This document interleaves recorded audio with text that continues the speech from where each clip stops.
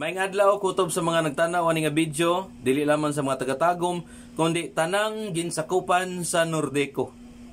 Di kini nga video dili ni siya pagpandaot, kuan ni siya kanang educational purpose ni o humanitarian consideration alang kanatong tanan nga konsumante, ingon man mga empleyado sa Nordeco. Kay nanggawas naman ang bill karon. Okay, ting bill naman gyud. Abot og 13 pesos na ang ilahang kilowatt per hour, gikan 11 pesos so, ni additional og 2 pesos per kilowatt hour. Karon daghan kay nagistorya, daghan kay nagreklamo ngano daw ingon ani wa ta kabalo kung unsa ilahang pamaagi nganong niabot og 13 pesos ang increase. Pero kita kutob rata sa pagdawat sa bill, kutob rata sa pagreklamo og wa ta kabalo kung asa ta muhatag sa atoang mga concern.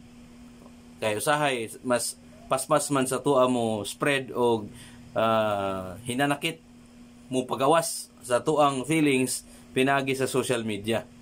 So katong mga nagreklamo nga niabot daw times 2 ilang bill, times 3 ang ilahang bill,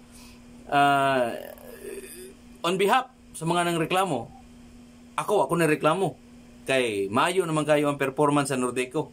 Daghan na kayo payment outlets, paspas na kayo recovery sa brownout, approachable kayo ang mga trabahante, paspas kayo mo ilis og poste sa kahoy, ilisdan og simento sa kada purok, kutob sa ginsakupan sa Nordeco.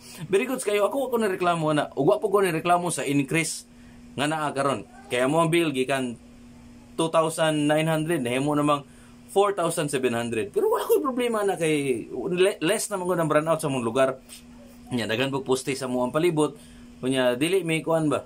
Dili may alkanse sa serbisyo sa Nordeco sa tinuod lang. Pero namagay mga reklamo, namagay nasakitan, namagay nakabuyog istorya nga ingon nganong ingonani daw Nords. O nganong ingonani daw.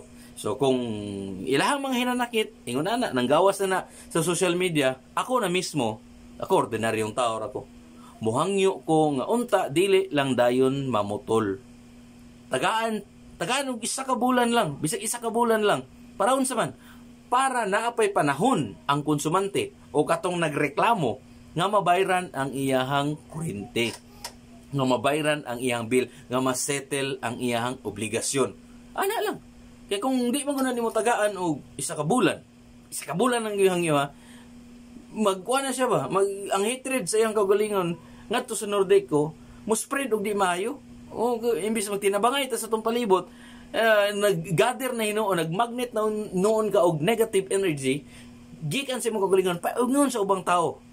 Kabalo mo jud ka nga ang ubang tao nasakitan man pud. Oh, so unta bisag 1 month lang Nords. Ay lang sa mong pamutol para ang mga tao, ang mga konsumante nga nagreklamo dili mag-spread samot og bad news og negative sa palibot. At least 1 month lang para again makabayad, makasettle ang nagreklamo o tanang konsumante nga napiktuhan sa increase karon sa Nordeco.